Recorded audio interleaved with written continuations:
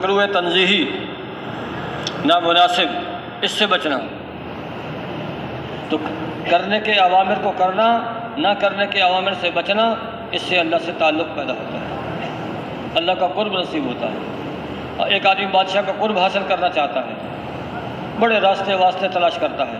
اللہ کے قرب حاصل کرنے کا یہ طریقہ، یہ سیڑھیاں ہیں اللہ کے قریب ہونے کی، فرائض کا پورا کرنا اور محرمات سے بچنا، اس سے اللہ کا قرب حاصل ہوتا ہے۔ اور سیدھا صاف راستہ کیا ہے؟ حضرت محمد صلی اللہ علیہ وسلم نے جیسے زندگی گزاری ہے ویسے زندگی گزارنا، اس سے اللہ راضی ہوتا ہے۔ ان تطیعوہ تہتدوا، اللہ پاک نے قرآن میں صاف فرما دیا، اگر تم میرے حبیب کا اتباع کرو گے تو ہدایت پا جاؤ گے، ہدایت، سیدھے راستے پہ رہو گے، غلط راستوں سے بچ جاؤ گے۔ سیدھا راستہ، ہدایت والا راستہ، نجات والا راستہ حضرت محمد صلی اللہ علیہ وسلم والا راستہ ہے۔ ان تطیعوہ تہتدوا وما آتاکم الرسول فخذوہ وما نہاکم عنہ فانتہوا، اللہ پاک نے اعلان کر دیا قرآن میں، جو رسول تمہیں دے دیں اس کو لے لو، جس سے منع کرے اس سے رک جاؤ، صاف دو ٹوک بات کر۔ یہ رسول بھیجا ہے، اللہ کا بھیجا ہوا ہے، اور رسول کے پاس احکامات کیسے آتے ہیں؟ حضرت جبریل علیہ السلام کے واسطے سے۔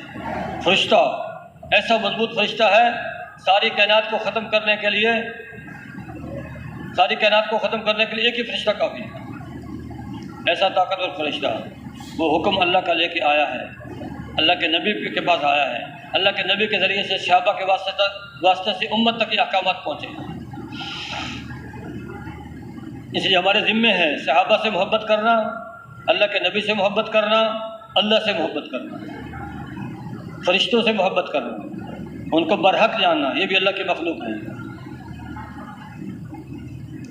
ہمارے تک دین پہنچا ہے صحابہ، ہم نے نہ اللہ کو دیکھا ہے، نہ اللہ کے رسول کو دیکھا ہے، نہ صحابہ کو دیکھا ہے، نہ تابعین کو دیکھا ہے، نہ تبع تابعین کو دیکھا ہے، بزرگان دین کے ذریعے سے ہمارے تک دین پہنچا ہے۔ انسانوں اور نبیوں کے درمیان واسطہ حضرت محمد صلی اللہ علیہ وسلم، یعنی اللہ اور انسانوں کے درمیان واسطہ حضرت محمد صلی اللہ علیہ وسلم ہے۔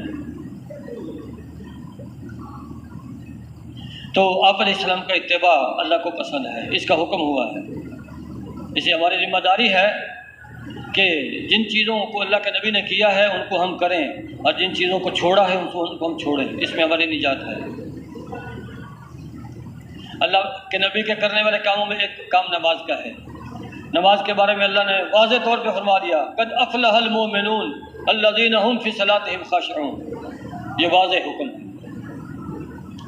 کامیاب ہو گئے وہ ایمان والے جو اپنی نمازوں کو خشوع سے پڑھتے ہیں۔ خشوع کہتے ہیں جھکنے کو، خشوع کہتے ہیں دل کی توجہ کو، دل کی توجہ بھی اللہ کی طرف ہو، اعضاء اور جوارح وہ بھی اللہ کی طرف متوجہ ہو۔ قد افلح، قد افلح کا مطلب ہے پکی بات ہے، کامیاب ہو گئے وہ ایمان والے جو اپنی نمازوں کو خشوع خضوع کے ساتھ پڑھتے ہیں۔ یہ فلاح کسے کہتے ہیں؟ فلاح کا لفظ قرآن میں کئی جگہ آیا ہے۔ فلاح کہتے ہیں انسان کی ساری خواہشات کا، انسان کی ساری مرادوں کا پورا ہو جانا، انسان کی ساری مرادوں کا پورا ہو جانا اور ساری تکلیفوں سے انسان کا بچ جانا، یہ فلاح ہے۔ ساری مرادوں کا پورا ہونا، انسان کی ساری مرادوں کا پورا ہو جانا اور ساری تکلیفوں سے بچ جانا، یہ فلاح ہے۔ کسی انسان پہ کوئی تکلیف دنیا میں نہ آئے، اس کی ساری مرادیں پوری ہو جائیں اور ساری تکلیفوں سے نجات مل جائے، یہ دنیا میں ممکن نہیں ہے، یہ دنیا میں ممکن نہیں ہے۔ نیک سے نیک آدمی اس کو بھی تکلیف پہنچ جاتی ہے، اولیاء کو تکلیفیں پہنچی ہیں، انبیاء کو پہنچی ہیں۔ اس لیے یہ جو فلاح کا مفہوم ہے، اس اعتبار سے دنیا میں فلاح حاصل نہیں ہو سکتی، تو فلاح تو ملے گی آخرت میں، جنت میں اللہ فلاح عطا فرمائے، وہاں ہر خواہش ہر مراد بدرجہ عطا پوری ہوگی، ہر تکلیف سے اللہ پاک نجات عطا فرمائے گا، ہر تکلیف سے اللہ نجات دے گا۔ ہاں دنیا میں اکثر کے اعتبار سے کہہ سکتے ہیں، اکثری مرادیں اس کی پورے ہو جائیں اور اکثر تکلیفوں سے یہ بچ جائے، یہ ممکن ہے، یہ ممکن ہے۔ قد افلح المؤمنون الذین هم فی صلاتهم خاشعون۔ اچھا، جب آدمی نماز میں کھڑا ہوتا ہے تو خیالات آدمی نہیں چاہتا لیکن پھر بھی خیالات آتے ہیں، ایسا ہے نا بھائی، خیالات آتے ہیں، تو خشوع کسے کہتے ہیں؟ خشوع کہتے ہیں اللہ کے سامنے کھڑا ہو کر قصداً خیالات کو نہ لائے، قصداً خیالات کو، جو خود آ رہے ہیں تو اس میں تو آدمی مجبور ہے،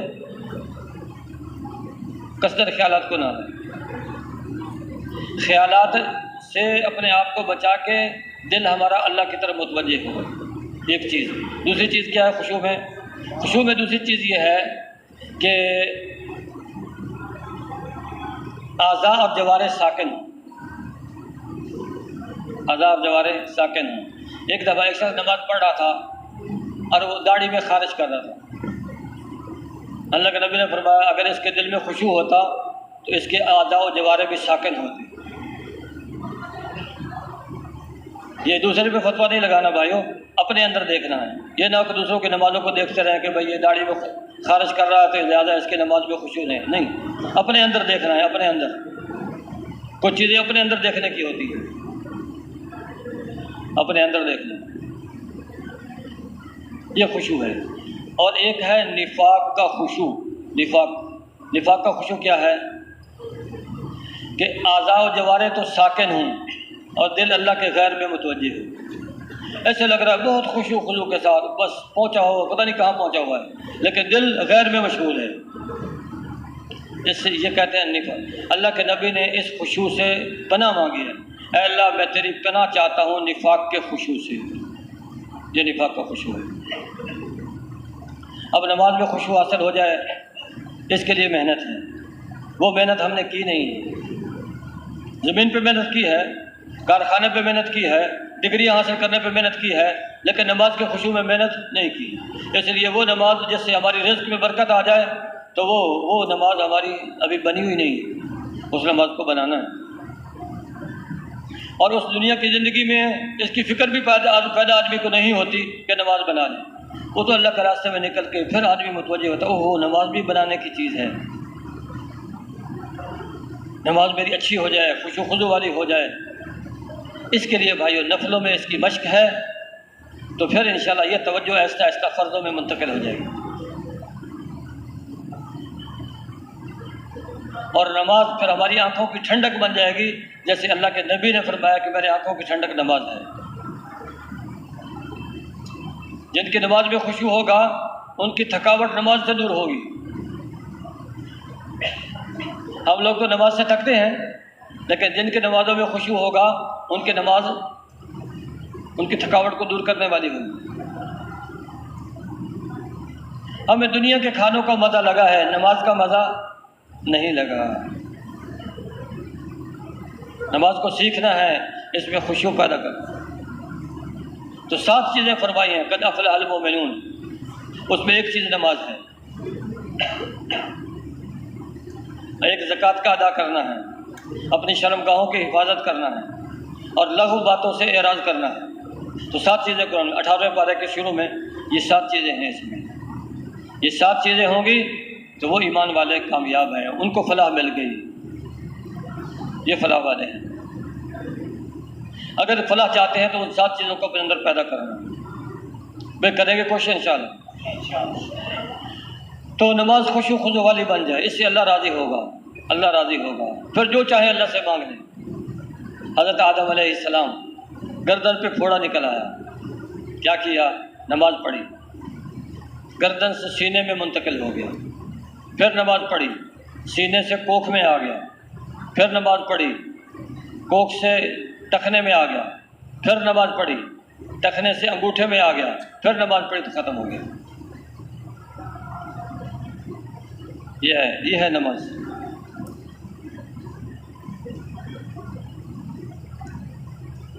یقین کے ساتھ نماز ہوگی بھائیو، پھر اللہ کام بنائے گا۔ اور ہماری نماز 2 رکعت پڑھتے ہیں، ٹھیک ہو گیا تو ہو گیا، نہیں تو میں ڈاکٹر کے پاس چلا جاؤں گا۔ نہیں، ہٹ کے کٹ کے اللہ پر دھیان جما کے جب اللہ سے مانگیں گے پھر اللہ کرتا ہے۔ اب میں یجیب المضطر اذا دعاہ ویکشف السوء، جب آدمی مضطر اور مجبور ہو، ہر طرف سے راستے بند ہیں، ساری گلیاں بند ہیں، ایک اللہ والا دروازہ کھلا ہے، توجہ یا اللہ اب تو ساری طرف سے میں نا امید ہو گیا، کہیں سے کام بننے کی امید نہیں، اب اللہ کام بناتا ہے، ادھر سے نہیں تو ادھر سے، ادھر سے نہیں تو ادھر سے، اس پہ اللہ کام بناتا ہے۔ ایسی توجہ اللہ کے ساتھ، ایسا تعلق، یہ تعلق پیدا ہوگا اتباع رسول علیہ السلام سے۔ آدمی کسی نہ کسی طرح سے زندگی گزارے گا، کپڑے پہنے گا، کسی نہ کسی کو دیکھ کے اس کا اتباع کرے گا، کپڑوں میں، کھانے میں کسی نہ کسی کا اتباع کرے گا، معاملات میں کسی نہ کسی کا اتباع کرے گا۔ یہ کہا جا رہا ہے تبلیغ کے اندر سب کے اتباع کو چھوڑ دو، حضرت محمد صلی اللہ علیہ وسلم کا اتباع لازم پکڑو اگر کامیاب ہونا چاہتے ہو، اگر فلاح چاہتے ہو۔ آپ کا اتباع نماز میں، آپ کا اتباع معاملات میں، آپ کا اتباع معاشرت میں، آپ کا اتباع ایمانیات میں، آپ کا اتباع اخلاقیات میں، آپ کا اتباع تجارت میں، آپ کا اتباع زراعت میں، آپ کا اتباع دعوت میں، آپ کا اتباع۔ آپ علیہ السلام کا طریقہ اللہ کو پسند ہے، نبی محبوب ہے، اس کا طریقہ بھی محبوب اللہ، اور جو اللہ کے نبی کے طریقوں پہ چلے گا وہ بھی اللہ کا محبوب بن جائے گا۔ آسمان پہ اعلان ہوگا، فرشتوں فلاں بندے سے میں محبت کرتا ہوں، تم بھی محبت کرنے لگو۔ آسمان کے فرشتے اس سے محبت کرتے ہیں، یہ دنیا میں ہے، آسمان کے فرشتے اس سے محبت کر رہے ہیں، پھر وہ محبت چھن چھن کے دنیا میں آ جاتی، پھر لوگ بھی اس سے محبت کرتے ہیں، پھر جنگل کے درندے اس سے محبت کرتے ہیں، جنگل کے درندے۔ ایک شخص ہے، اللہ کا رسول میرا اونٹ بدک گیا ہے، پکڑائی نہیں دے رہا۔ اللہ کے نبی آگے بڑھے، جب اونٹ آپ کے قریب آیا تو گردن جھکا دی،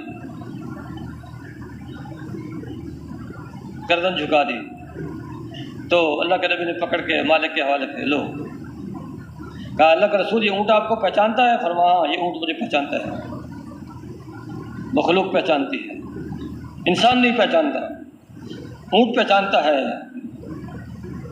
شیر پہچانتا ہے۔ حضرت سفینہ رضی اللہ تعالیٰ عنہ ایک دفعہ بحری سفر میں تھے، کشتی پر بحری جہاز پہ جا رہے تھے، وہ ٹکرایا، اس کے تختے الگ الگ ہو گئے، ایک تختے پر بہتے بہتے کنارے پر جا لگے۔ جب باہر نکلے تو جنگل شیروں سے بھرا ہوا، ایک شیر نے اس کو دیکھا، بھاگا اس کو کھانے کے لیے، جب قریب آیا اس نے کہا اے ابو الحارث میں محمد صلی اللہ علیہ وسلم کا غلام ہوں، بس یہ کہنا تھا، شیر نے گردن جھکا دی۔ پھر شیر نے اس کو اشارہ کیا، اس جنگل سے اس کو پار کیا، لے کے چلا، راستے میں کوئی موذی جانور آتا تو شیر اس کا مقابلہ کرتا، بھگا دیتا اس کو جنگل سے پار کر دیا، اور پار کرنے کے بعد پھر شیر قریب آیا، اپنے جسم سے اس کو دھکا دیا، پھر ایک آواز نکالی، وہ صحابی فرماتے ہیں میں سمجھا یہ الوداع کرنے والے کی آواز ہے، اور پھر شیر جنگل کی طرف چلا گیا۔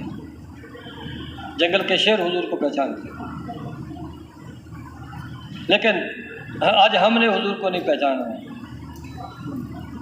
کھانے میں حضور کو نہیں پہچانا، لباس میں نہیں پہچانا، سر کے بالوں میں نہیں پہچانا، کاروبار میں نہیں پہچانا، اور اس پہ اللہ کا شکر ادا کرتے ہیں۔ چلو منہ سے تو کہہ رہے ہیں الحمدللہ لا الہ الا اللہ محمد رسول اللہ، اس پہ اللہ کا شکر کریں، اتنی تو توفیق اللہ نے دی ہے، آگے کے لیے کوشش کریں، انشاءاللہ آگے کی توفیق بھی اللہ دے دے گا۔ جب آدمی کسی چیز کی لیے دعا کرتا ہے اس کا مطلب ہے وہ کام اب ہونے والا ہے، جس کام کی دعا کی توفیق مل گئی ہے وہ کام انشاءاللہ ہونے کے قریب ہے۔ اللہ سے مانگ کے کوئی نا امید نہیں ہوا، کبھی نا امید نہیں ہوا۔ اس لیے نماز اور جیسے نماز کو سیکھنا ضروری ہے، ایسے پوری زندگی کو سیکھنا ضروری ہے۔ گھر والوں کے ساتھ ہمارا کیا سلوک ہو، والدین کے ساتھ کیا سلوک ہو۔ فرمایا قیامت کی نشانیوں میں سے ایک نشانی یہ بھی ہے، قیامت کی نشانیوں میں سے ایک نشانی یہ بھی ہے کہ آدمی والد کو پیچھے کرے گا، دوست کو قریب کرے گا، والد کی بات نہیں مانے گا، دوست کی بات مانے گا۔ یہ قیامت کی نشانیوں میں سے۔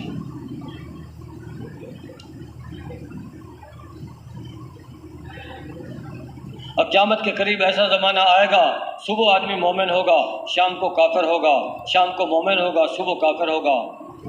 دین سے اتنا لاپرواہ ہو جائے گا، اتنا لاپرواہ ہو جائے گا کہ دین کی ضروری باتیں بھی اس کو معلوم نہیں ہوگی، ضروریات دین سے بھی غافل ہوگا۔ دنیا کے اعتبار سے ڈگریوں پہ ڈگریاں، لیکن دین کے اعتبار سے نہیں پتہ بھئی یہ جملہ میں بولوں گا تو میرا ایمان جاتا رہے گا، اور یہ جملہ میں بولوں گا تو ایمان آ جائے گا۔ فرمایا ایسا جملہ منہ سے نکالے گا جس سے ایمان رخصت ہو جائے گا، پھر کلمہ پڑھے گا، پھر اسلام، پھر مومن ہو جائے گا، پھر کوئی ایسی بات کرے گا، اسلام رخصت ہو جائے گا۔ یہ بھی قیامت کی نشانی میں سے۔ بھائیو، اللہ کو پہچاننا ہے، اللہ کے رسول کو پہچاننا ہے، ویسے زندگی گزارنی ہے، ویسے زندگی گزارنی ہے۔ تاجر ہے، تاجر آزاد نہیں، ہمارا تاجر بھی آزاد نہیں۔ تاجر بھی اگر حضرت محمد صلی اللہ علیہ وسلم کے طریقے پہ تجارت کرے گا، اللہ اس کی تجارت میں برکت عطا فرمائے گا۔ آپ علیہ السلام حضرت خدیجہ رضی اللہ عنہ کا مال لے کے گئے تو اللہ کے حکموں کے مطابق تجارت کی تو جتنا نفع پہلے ہوتا تھا اس سے زیادہ نفع ہو۔ یہ نہیں ہے کہ دین پہ چلیں گے تو اللہ ہماری روزی کم کر دے گا، نہیں، ایسا نہیں ہوگا۔ اس سے ہم گھبرائیں نہیں، اس سے ہم ڈرے نہیں۔ صاف آتا ہے حدیث میں کہ جو آدمی اس لیے جنس خرید کے اپنے پاس رکھ لیتا ہے کہ منڈی میں لوگوں کے پاس جنس کم ہو جائے گی، ساری خرید لوں گا میں، میرے پاس پیسہ زیادہ ہے، اور اس نیت سے خریدی ہے کہ جنس مہنگی ہو جائے، اللہ اس کو مفلس کر دے گا۔ مہنگی کر کے جنس بیچے گئے، لیکن اللہ اس کو مفلس کر دے گا، غریب بنا دے گا۔ اور وہ آدمی جو باہر سے غلہ خرید کے لاتا ہے تاکہ لوگوں کو میں سستا بیچوں، اللہ اس کو روزی دے گا، اللہ اس کو روزی دے گا۔ اور جو کسی کی مجبوری سے ناجائز فائدہ اٹھاتا ہے، یہ اللہ کو پسند نہیں ہے، یہ اللہ کو پسند نہیں ہے، کسی کی مجبوری سے ناجائز فائدہ اٹھانا۔ ایک صحابی انہوں نے ایک شخص کے ساتھ گھوڑا خریدنا تھا، ایک شخص کے ساتھ سودا کیا، 300 درہم کا گھوڑا، اس نے کہا جی 300 درہم میں بیچتا ہوں، کہا ٹھیک ہے، لے لیا، 300 درہم میں لیتا ہوں۔ پھر کہا اے شخص، مجھے تو آپ کا یہ گھوڑا 300 درہم سے زیادہ کا لگ رہا ہے، اگر میں آپ کو 400 درہم دے دوں؟ کہا ٹھیک ہے۔ پھر کہا اے شخص، مجھے تو یہ آپ کا گھوڑا 400 درہم سے بھی زیادہ کا لگ رہا ہے، اگر میں 500 درہم دے دوں؟ کہا ٹھیک ہے۔ ہوتے ہوتے 600 700 800 درہم کا سودا اس کا ختم ہو گیا۔ کسی نے کہا آپ کا سودا تو ہو گیا تھا 300 درہم میں، آپ نے 800 درہم کیوں دیے؟ انہوں نے کہا اس کو پتہ نہیں تھا، یہ مجبوری کی وجہ سے دے رہا تھا، اس کو نہیں خبر تھی کہ میرا گھوڑا قیمتی ہے، مجھے تو خبر تھی یہ فلاں نسل کا گھوڑا قیمتی ہے، اس کی قیمت 800 درہم ہے، اس لیے میں نے 800 درہم کا خریدا ہے۔ میں نے یہ عہد کیا تھا اللہ کے نبی سے کہ میں لوگوں کے ساتھ بھلائی کروں گا۔ بھائی جو لوگوں کے ساتھ بھلائی کرے گا، اللہ اس کے ساتھ بھلائی کرے گا۔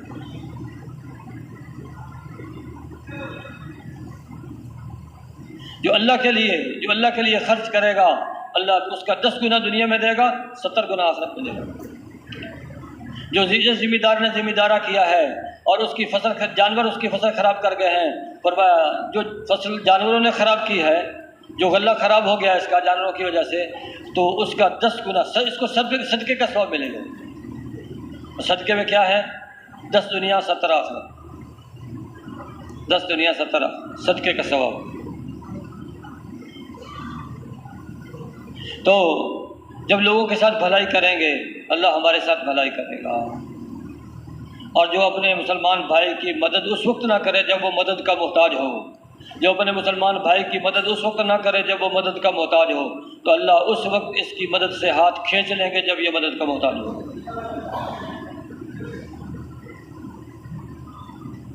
دنیا کا نظام اندھا دھند نہیں ہے. جیسے اعمال ہمارے اعمال ہیں ویسے ہمارے حالات ہیں. اعمالکم اموالکم، جیسے تمہارے اعمال ہوں گے ویسے تمہارے حکام ہوں گے. ظہر الفساد فی البر والبحر بما کسبت ایدی الناس، خشکی اور تری میں جو فساد برپا ہے انسانوں کے اپنے ہاتھوں کی کمائی ہے. جیسے حالات، جیسے اعمال نیچے سے اوپر جائیں گے ویسے حالات اوپر سے نیچے آئیں گے. پریشانیاں اور جھگڑے، فسادات اور احوال کا خراب ہونا یہ جب درست ہوگا جب اعمال درست ہوں گے. اور اعمال کے درست ہونے کے لیے وہ محنت ہے جو حضرت محمد صلی اللہ علیہ وسلم نے کی ہے. زمین کی محنت سے اعمال درست نہیں ہوں گے، کارخانے کی محنت سے اعمال درست نہیں ہوں گے، اور حکومت کی محنت سے اعمال درست نہیں ہوں گے. اعمال درست ہوں گے حضرت محمد صلی اللہ علیہ وسلم والی محنت سے. زمین کی محنت کا نام زراعت ہے، کارخانے کی محنت کا نام صنعت ہے، اور دفاتر کی محنت کا نام حکومت ہے، اور حضور پاک علیہ السلام کی عالی مبارک محنت کا نام دعوت ہے. دعوت سے اعمال درست ہوں گے. آپ علیہ السلام جو دنیا میں تشریف لائے، حضرت عیسیٰ علیہ السلام آپ سے پہلے تھے، وہ دنیا سے چلے گئے. 100 سال گزر گیا، 200 سال، 300 سال، 400 سال، 500 سال، تو 650 سال کا عرصہ گزر گیا. اس میں جتنی بے دینی آئی اس بے دینی کو ختم کرنے کے لیے اللہ پاک نے حضرت محمد صلی اللہ علیہ وسلم کو مبعوث فرمایا. 650 سال کی بے دینی کو ختم کرنے کے لیے 650 سال محنت نہیں کرنی پڑی. کتنی محنت کی؟ 23 سال اور 4 مہینے. آپ کی عمر تھی 63 سال 4 مہینے. 23 سال اور 4 مہینے اللہ کے نبی نے محنت کی اور 650 سال کی بے دینی ختم ہو گئی. اوس اور خزرج جو ایک دوسرے کی جانوں کے دشمن تھے، کبھی اس بات پہ جھگڑا ہو جاتا تمہارے جانوروں نے ہمارے جانوروں سے پہلے پانی کیوں پی لیا. کبھی اس بات پہ جھگڑا ہو جاتا تو تمہارا گھوڑا ہمارے گھوڑے سے آگے کیوں بڑھ گیا. اور تلواریں نکلتی اور سال. حرب بسوس ایک لڑائی ہے 120 سال چلی ہے. مرنے والا وصیت کر کے جاتا میرا بدل لینا. آپ علیہ السلام کے زمانے میں آ کے وہ ختم ہوئی. اوس اور خزرج ایک دوسرے کے جان کے دشمن اور پھر ایک دوسرے پر جان قربان کرنے والے بن گئے. محبت مال سے پیدا نہیں ہوتی، درخت پر نہیں لگتی، زمین سے نہیں اگتی. محبت پیدا ہوتی ہے دین سے، اور دین آتا ہے محنت سے. اور اس کی محنت کے لیے اللہ نے نبیوں کو بھیجا، اور سب سے آخر میں سید الانبیاء حضرت محمد مصطفیٰ صلی اللہ علیہ وسلم کو مبعوث فرمایا. آپ نے محنت کی اور دنیا سے بے دینی ختم ہو گئی. دین زندہ ہو گیا. قیامت تک کے لیے وہی راستہ ہے جو حضرت محمد صلی اللہ علیہ وسلم نے اختیار کیا ہے بے دینی کو ختم کرنے کے لیے. اسی راستے سے بے دینی ختم ہو گئی، اس کے علاوہ دوسرا راستہ نہیں. وہ راستہ کیا ہے؟ لوگوں کے پاس جانا، بے غرض ہو کر بے طلب لوگوں کے پاس جانا. دنیا کی کوئی غرض نہیں ہے. بے غرض ہو کر بے طلب، جن میں طلب نہیں ہے ان کے اندر دین کی طلب نہیں ہے. اگر طلب ہوتی تو دین سیکھتے. طلب نہیں ہے. بے طلبوں کے اندر طلب پیدا کرنا. بے طلبوں میں ایک بزرگ نے دوسرے سے پوچھا کہ تبلیغ اور تعلیم میں کیا فرق ہے؟ تبلیغ اور تعلیم میں کیا فرق ہے؟ فرمایا تعلیم ہے طالبین کے لیے، جو طالب ہوگا مدرسے میں جائے گا، تو تعلیم ہے طالبین کے لیے، اور تبلیغ ہے بے طلبوں کے لیے. بے طلبوں میں طلب پیدا کرنے کے لیے نبی جاتے تھے اور لوگ آگے سے بات نہیں سنتے تھے، مارتے تھے. حضرت نوح علیہ السلام کو جب ان کے لوگوں کے پاس جاتے تھے اتنا مارتے تھے، مار کے بے ہوش کر دیتے تھے. اور جب ہوش میں آتے تو پھر جاتے اور ان کو اللہ کی طرف دعوت دیتے. آپ علیہ السلام نے تھوڑی تکلیفیں اٹھائی ہیں. یہ ساری تکلیفیں اس لیے اٹھائی ہیں کہ لوگوں میں طلب نہیں تھی. طلب پیدا کرنے کے لیے آپ کی بات سننے کے لیے تیار نہیں تھی. لیکن جو بات سن لیتا پھر اسلام قبول کیے بغیر نہ رہتا۔ حق میں یہ خاصیت ہے، جو حق کی بات سن لے گا آج نہیں تو کل وہ حق کو قبول کرے گا۔ اس لیے بھائی اللہ نے حق ہمیں دیا ہے، حضور والی محنت حق ہے، اس کو لے کے بیٹھنا نہیں ہے، پوری دنیا میں جانا ہے، پوری دنیا میں۔ جو آدمی کلمے کے بغیر دنیا سے چلا گیا بھائی وہ کہاں جائے گا؟ آگ میں، ہمیشہ آگ میں۔ اور اگر ہم نے، ہمارے بیوی بچوں نے گوشت نہیں کھایا، دال روٹی سے گزارا کر لیا، لیکن ایک آدمی ہماری وجہ سے دوزخ کی آگ سے بچ کے جنت میں جانے والا بن گیا، بھائی یہ نفع کا سودا ہے۔ یہی بات تھی نبیوں کے سامنے، اس لیے نبیوں کے گھروں میں فاقے آئے ہیں، فاقوں کے ساتھ بھی محنت کو نہیں چھوڑا، فاقوں کے ساتھ، اس وجہ سے کہ ہماری زندگی تو گزر جائے گی، فاقوں میں عیاشی میں نہ گزری تو فاقوں میں گزر جائے گی، لیکن یہ لوگ دوزخ سے بچ جائیں گے، آگ سے بچ جائیں گے۔ ایک ماں بچے کو آگ میں نہیں جانے دیتی، وہ اس کی ناک دبوچتا ہے، بال کھینچتا ہے، کپڑے پھاڑتا ہے، کہتا ہے مجھے جان سے مار دو، لیکن اپنی زندگی میں تجھے آگ میں نہیں جانے دوں گی۔ یہ تو ماں کی ممتا ہے، تو نبی کے اندر تو محبت ماں سے زیادہ ہے، تو نبی کیسے گوارا کر لے گا کہ میری امت دوزخ کی آگ میں جائے؟ ایک دفعہ آپ علیہ السلام نے فرمایا میں اپنی امت کے بروں کے لیے اچھا ہوں، میں اپنی امت کے برے لوگوں کے لیے اچھا ہوں۔ کسی نے کہا اللہ کے رسول جب آپ بروں کے لیے اچھے ہیں تو پھر اچھوں کے لیے کیسے ہوں گے؟ آپ نے ارشاد فرمایا میری امت کے اچھے لوگ تو اپنے اعمال کی وجہ سے بخشے جائیں گے، میری امت کے جو برے لوگ ہوں گے وہ میری شفاعت کا انتظار کریں گے، میری شفاعت کا انتظار کریں گے۔ فرمایا گواہ رہو میری شفاعت میرے ہر امتی کے لیے ہوگی سوائے اس کے کہ جو میرے صحابہ میں کمی نکالتا رہا ہوگا، میرے ہر امتی کے لیے میری شفاعت ہوگی، لیکن جو میرے صحابہ میں کمی نکالتا رہا ہوگا اس کے لیے شفاعت نہیں ہوگی۔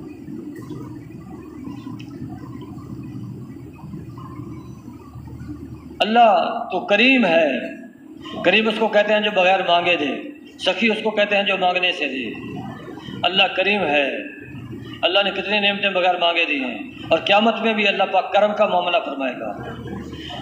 جب دوزخ والوں کی صفیں بھی کھڑی ہوں گی، جنت والوں کی صفیں بھی کھڑی ہوں گی، اللہ اختیار دے گا جنت والوں کو جس کی تم سفارش کرو گے میں اس کو بخش دوں گا، تو جنتی پھر سفارش کریں گے اور ان کی بخشش ہوتی چلی جائے گی۔ ایک دوزخ والوں میں سے ایک آدمی جنت والے کے پاس آئے گا، تو مجھے جانتے ہو؟ کہا نہیں، وہی تو ہوں جس نے دنیا میں تجھے ایک گلاس پانی پلایا تھا۔ اچھا، وہ سفارش کرے گا، اللہ اس کی بخشش کر دے گا۔